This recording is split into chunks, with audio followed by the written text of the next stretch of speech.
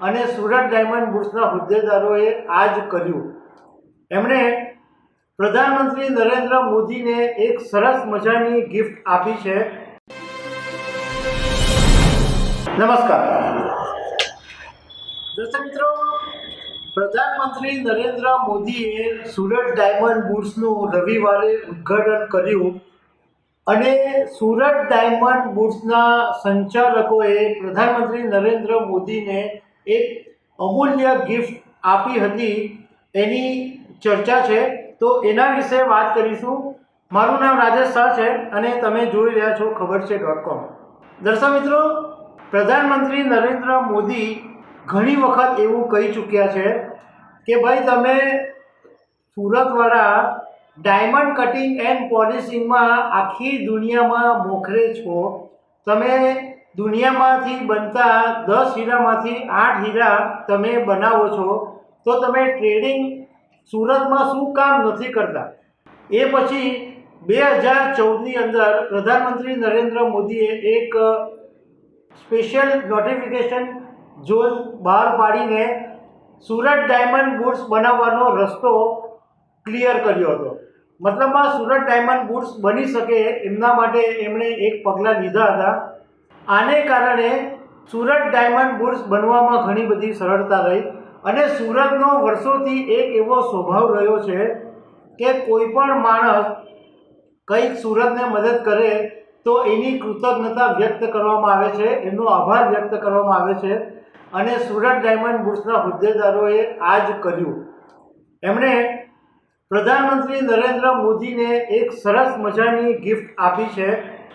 એ ગિફ્ટની અંદર એવું છે કે 1 કેરેટના 50 હીરાનો એક ડાયમંડ બનાવવામાં આવ્યો છે અને એની અંદર એક બાજુ પ્રધાનમંત્રી નરેન્દ્ર મોદીનો ફોટો છે અને બીજી બાજુ જે છે એ સુરત ડાયમંડ બુર્સનું સિમ્બોલ બનાવવામાં આવ્યું છે અને આ જે હીરા છે એ હાઈ ક્વોલિટી એટલે ઉચ્ચ ક્વોલિટીના હીરાનો ઉપયોગ કરવામાં આવ્યો છે।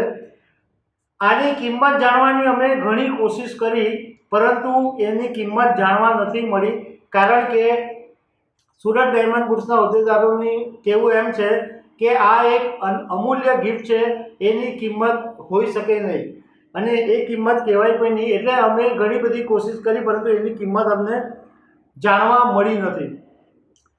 આ જે ડાયમંડ છે એની સાથે એક બાજુએ એક આખો ગ્લોબલ મેપ છે, એની અંદર જે 125 દેશોની સાથે સુરત ડાયમંડ બુર્સનો બિઝનેસ થવાનો છે એની વિગત લખવામાં આવી છે અને એટલે એક આખો એક ગ્લોબલ મેપ છે રાઉન્ડ, અને એની નીચે એવું લખાણ લખવામાં આવ્યું છે કે 125 દેશોના નાના નાના અક્ષરે નામ લખવામાં આવે છે કે 125 દેશો સાથે સુરત ડાયમંડ બુર્સનો હવે ધંધો થવાનો છે।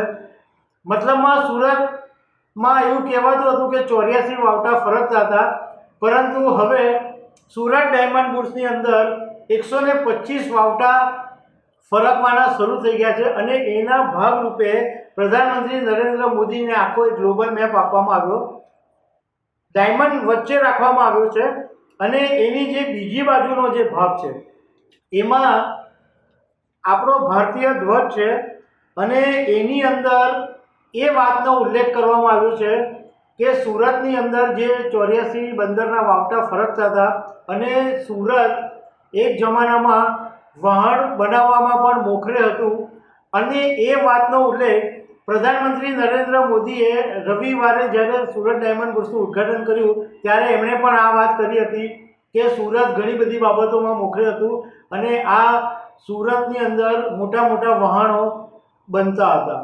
તો આ આખું બધી વાતો ભેગી કરીને પ્રધાનમંત્રી નરેન્દ્ર મોદીને એક અમૂલ્ય અને કિંમતી ભેટ આપવામાં આવી છે।